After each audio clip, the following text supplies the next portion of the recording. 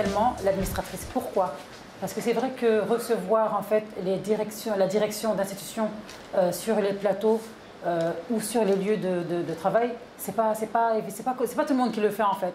Et pour nous, c'est très reconnaissant. Ça nous encourage en fait les entrepreneurs et on voit ça vraiment d'un bon œil. Et on est très très heureux de cette visite, honnêtement. Alors, il faut savoir que c'est dans nos missions. Quand la DER accompagne, parce qu'il faut savoir qu'il y a 3 missions principales, si je peux résumer. Oui. Il y a d'abord un accompagnement technique, donc un accompagnement qui est non financier. C'est dans tout ce qui est formalisation, structuration, formation à des entrepreneurs, des entreprises ou des groupements.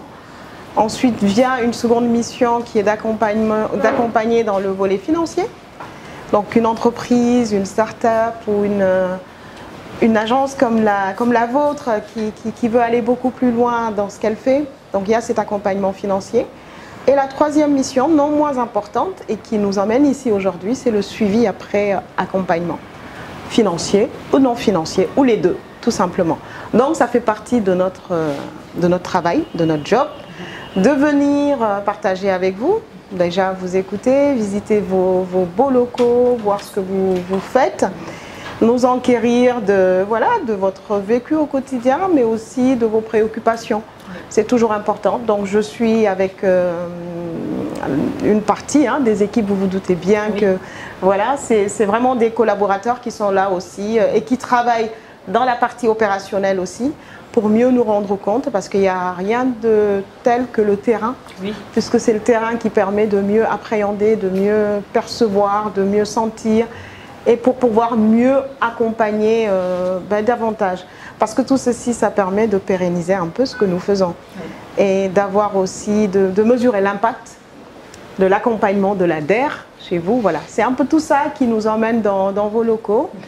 Et voilà, c'est surtout vous écouter, avoir votre appréciation. Et aujourd'hui, à travers ce vécu, comment ça se passe pour vous, Koumba, à travers TF1? Alors, c'est moi qui pose les questions. Oui, c'est vrai. En général, c'est l'inverse lors de nos émissions. Alors déjà, encore merci. Merci aussi à toute l'équipe de la DER et l'équipe technique qui vous accompagne. Pour nous, c'est vraiment un honneur. On se sent vraiment valorisé. On se sent écouté également. Alors, effectivement, donc, ça fait 2 ans, on va dire, 2 ans que j'ai commencé donc, à travailler à la télévision Time for Africa par mes fonds propres, par mes moyens. Donc, il a fallu que je travaille plusieurs mois et que j'économise et que j'achète une caméra. Que je travaille plusieurs mois et que j'économise et que j'achète un micro. Sachant que nous avons nos charges de la vie de tous les jours. Donc, on vit, donc on a des dépenses quotidiennes. Alors, c'était très difficile, mais honnêtement, on ne pouvait même pas travailler avec les stagiaires qu'on reçoit à la Time for Africa. On reçoit des stagiaires du CESTI, on reçoit des stagiaires d'autres écoles. Donc, on a des collaborations, des partenariats, mais on ne pouvait pas réellement honorer ces contrats avant l'aide de la DER. Donc, la DER est venue à moi, donc j'ai postulé. Et effectivement, la réponse, elle a été rapide. D'ailleurs, je me suis demandé, mais est-ce que d'où vient cette rapidité? Parce qu'en général, on sait très bien, c'est pas rapide.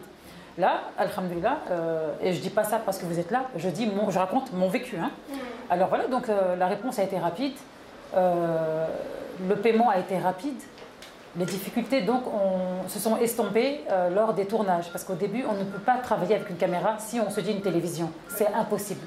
Et donc, avec la DER, aujourd'hui, on a 6 caméras. On a une 4K donc, qui coûte quand même presque 5 millions de francs CFA. On a d'autres caméras qui coûtent en moyenne entre 2 millions et 3 millions. On a pu aussi acheter 7 ordinateurs qui coûtaient en moyenne 250 000 francs et 300 000 francs. On a aussi acheté tout le nécessaire, donc les micros qui coûtaient énormément cher. Un bon micro, c'est en moyenne 150 000.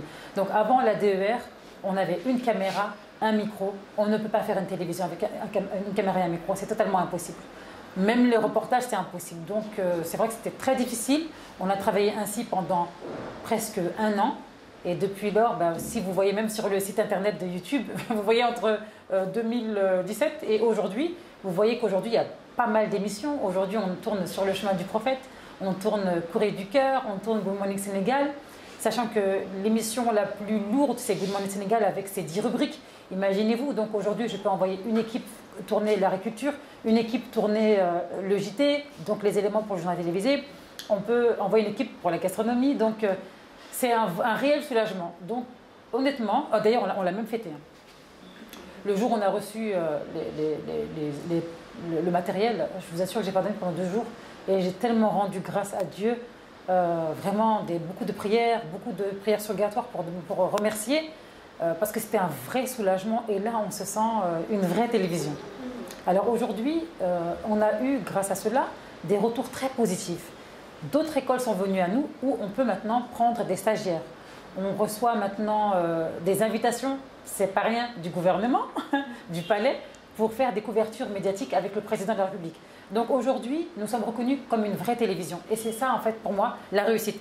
On ne gagne pas encore vraiment bien parce qu'il faut arracher les marchés. Il faut donc aller sur le terrain, trouver les sponsors. Donc là, c'est une autre partie. Mais néanmoins, cet accompagnement m'a vraiment ouvert les portes. Ça veut dire qu'aujourd'hui, on nous reconnaît comme une télévision. Et avant l'accompagnement de la DER, faut pas rêver, on n'avait aucune invitation, on n'avait aucune accréditation, on n'était pas du tout reconnus. Même pour vous dire, le site web Time for Africa Mag ne fonctionnait pas bien parce qu'une caméra ne pouvait pas aller sur le terrain. 6 personnes ne peuvent pas attendre, chacun son tour, attendre la prochaine caméra ou la prochaine disponibilité de la caméra. Donc personnellement, moi je suis très ravie et je suis contente parce que ça m'a permis aussi d'avoir cette crédibilité-là que je voulais depuis quand même 5 ans d'installation au Sénégal. Lorsque, par exemple, nous avions eu le ministère des Finances, nous avons eu donc le ministre Amadou Hott, le député Dembo Rosso, nous avons eu le président donc, du coordinateur COGER, Moussa Sow, qui reconnaît nos travaux.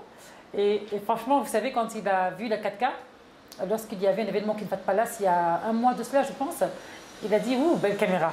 Je vous assure, j'ai failli m'envoler. Mais attendez, je reste professionnelle. Oui, mais merci, Monsieur le Président, merci. Mais j'avais envie de danser, dans ma tête, ça a dansé de partout. Et donc, c'est une reconnaissance, vraiment. Alors, il y a le fond, mais il y a la suite. Ça veut dire qu'il y a Madame Traoré, qui prend de nos nouvelles régulièrement. Il y a aussi un certain Moustapha, je ne connais pas son nom, juste son prénom. Voilà, bravo. Qui prend de nos nouvelles. Est-ce que ça fonctionne? J'envoie les liens. Donc, il y a une suite. Et c'est ça, en fait, que parfois, les banques, si la banque vous fait un prêt, avec un long dossier qui est très compliqué, j'ai bien dit il n'y a pas de suivi derrière. La banque nous donne l'argent et bye bye. Et après, tu te débrouilles avec ton argent, tu vas nous restituer le reste et avec les intérêts. Donc, c'est ça. Tandis que la DER, c'est un accompagnement qui existe et qui est réel. Et honnêtement, je suis vraiment étonnée de cela.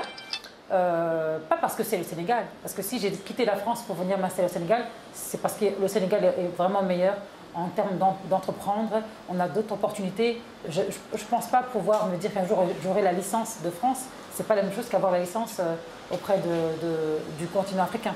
Donc c'est pas facile comme on le croit, mais il y a plus de chances de réussite ici et réelle. Donc personnellement, nous ça nous a beaucoup apporté. Et encore une fois, cette reconnaissance, un grand merci. Très bien. Alors, vous êtes combien aujourd'hui à travailler au sein de TFA? Alors, nous sommes une 15aine de personnes. Donc, parfois, entre 10 et 15, parce qu'il y a des stagiaires qui finissent leur stage et qui partent, et d'autres viennent. Et on les forme. On peut aussi leur donner une vraie formation. Donc, il y a un directeur de production, il y a le directeur adjoint qui forme aussi au niveau de la rédaction du JT. Donc, on les forme. Donc, quand il y a des jeunes qui viennent, quand ils repartent avec un bagage. Et c'est ça qui est important. On a eu la directrice d'une école. Bon, j'oublie l'école, pardonnez-moi, j'oublie l'école.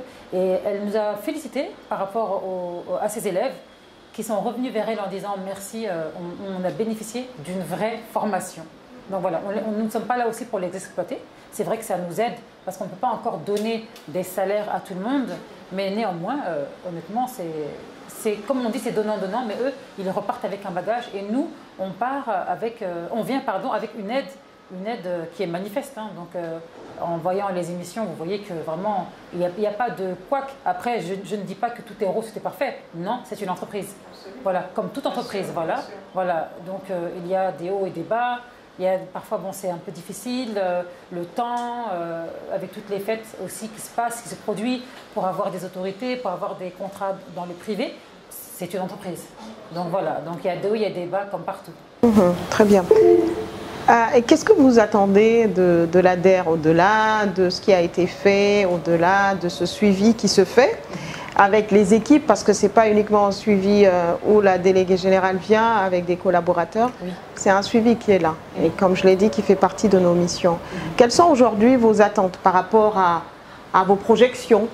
Vous nous avez dit que voilà, aujourd'hui vous avez cette reconnaissance, cette crédibilité, que voilà, différentes autorités, que ce soit dans le public et le privé, vous sollicitent. Quelles sont vos attentes par rapport à l'ADER? L'ADER, donc, c'est cet instrument public qui est là pour accompagner, au-delà du cadre, c'est également cet accompagnement financier. Qu'est-ce que vous attendez de plus, ou peut-être pas, ou peut-être plus rien de l'ADER? Dieu seul sait. J'attends encore de l'ADER. Alors, ce qu'on attend, forcément, ce sont des finances. On aimerait un autre accompagnement financier de l'ADER parce que les ambitions du TEFA sont quand même grandes.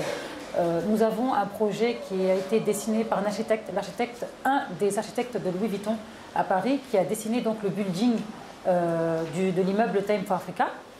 On aimerait bien pouvoir construire cet immeuble pour pouvoir donner par la suite 200 emplois. Donc il y a un vrai business plan qui a été fait, l'immeuble, un vrai dossier avec l'architecture. Nous avons fait un test avec la banque SGBS, le directeur de la banque islamique. Nous avons présenté le dossier, on nous a vraiment applaudi, bravo, le business plan, nickel. La seule chose, il vous faut un titre foncier. Après obtention du titre foncier, il nous donne après chaque banque 500 millions de francs CFA. Donc nous voulons, si possible, que l'ADER participe donc, à ce beau projet de construction d'immeubles de Time for Africa. Alors, bon, là, on n'a pas trop le temps, sinon, si j'avais pensé, j'allais ramener le dossier ici pour que vous voyez un petit peu l'immeuble qui est vraiment bien, dans le but vraiment de sortir 200 emplois de techniciens, de former, sachant qu'il y a aussi une école de formation qu'on aimerait aussi nommer Time for Africa comme le nom de notre société. On aimerait faire une école de formation de journalisme et d'audiovisuel. Donc ça, c'est vraiment le but en réalité de Time for Africa. Donc l'accompagnement financier et aussi bien entendu par rapport au titre foncier, à l'obtention d'un terrain, tout cet accompagnement aussi technique et physique de la DER. Ça, nous le souhaitons encore aujourd'hui. Très bien. En tous les cas, merci beaucoup. Merci. Merci encore.